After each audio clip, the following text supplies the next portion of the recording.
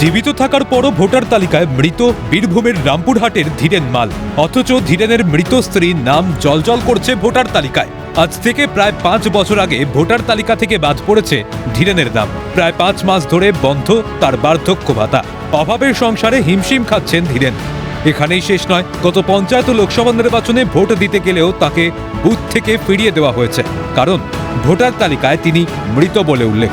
পাশাপাশি 5 বছর আগে মারা গিয়েছেন তার স্ত্রী, কিন্তু কয়েক বছর আগেও ভোটার তালিকায় তার স্ত্রীর নাম ছিল। অভিযোগ বারবার স্থানীয় প্রশাসনকে জানিয়েও কোনো সুরাহা হয়নি।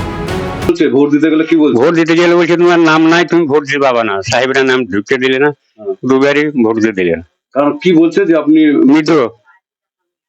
আমার স্ত্রী যে মারা গেছে সে জীবিত আছে, আমি আবার মৃত। না ভাতাটা বন্ধ হয়ে গেল। কমাস ধরে ওই 5-6 মাস থেকে বটে। কিভাবে চলছে তাহলে? ভিক্ষা ফিক্ষা করি আর ওই রেশমের মাল তো পাই। এমনি বলেছেন আপনাদের মেম্বারকে বলেছেন? হ্যাঁ, কি বলছেন? নিয়ে যাও করছে, যাই না। কষ্ট করেই চলছে। আর স্ত্রী? স্ত্রী আজ 5 বছর আগে মারা গেছে। ওর নামটা আছে ভোটার লিস্টে, যে আপনার স্ত্রীর নাম আছে, আপনার নাই। মানে স্ত্রী বেঁচে আছে? স্ত্রী বেঁচে আছে, আচ্ছা ধরে ঠিক করেনি। 5 বছর থেকে বলছে হ্যাঁ ভোটে যখন ঘুরে আসছে তো আমি আচ্ছা ঠিক করে দেবো, সময় আসুক। বেকার ভাতা আর পাই না এখন।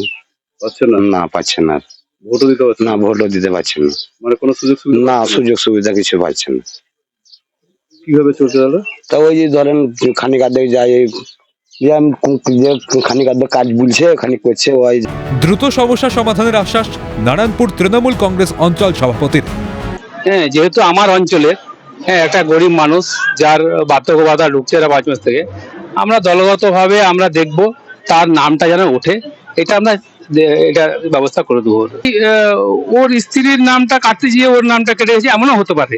হ্যাঁ, আমরা এই ব্যাপারে আমরা দেখবো, তদন্ত করব, যাতে উনি পুনরায় বার্ধক্য ভাতা জানে পাই। হ্যাঁ, সেটাই আমরা চেষ্টা করব। এ বিষয়ে রাজ্য সরকারকেই দায়ী করেছেন জেলা বিজেপির সাধারণ সম্পাদক। যে ব্যক্তি মারা গেছে তবু ভোটার লিস্টে নাম আছে, তাদেরকে অবৈধভাবে ঢুকিয়ে ভোট দেওয়ায়, এবং এরকম অনেক পাবেন যে বেঁচে আছে তার ভোটার লিস্টে নাম নাই, ভোটার লিস্টে নাম ওঠেনি। তাহলে এই যে অব্যবস্থা, এটার জন্য দায়ী পশ্চিমবঙ্গ। আজকে মমতা ব্যানার্জি নিজের ফাঁদে নিজেই পড়েছে, যার জন্য আজকে ছটাফটিটা বেশি। আমরাও চাই ভোটার লিস্ট পুরোপুরি সংশোধন হোক। যে বিষয়, তার স্ত্রী 5 বছর আগে মারা গেছেন, সেই স্ত্রী কিন্তু 5 বছরের যতবার ভোট হয়েছে তার স্ত্রীর নাম থেকে গেছে, কিন্তু এই তার যে ভোটার লিস্টে তার নাম নেই। কবে তার শুরু হবে তার দিকে তাকিয়ে আছে এই পরিবার। বীরভূম থেকে ভোলানাথ চক্রবর্তী, ক্যালকাটা নিউজ।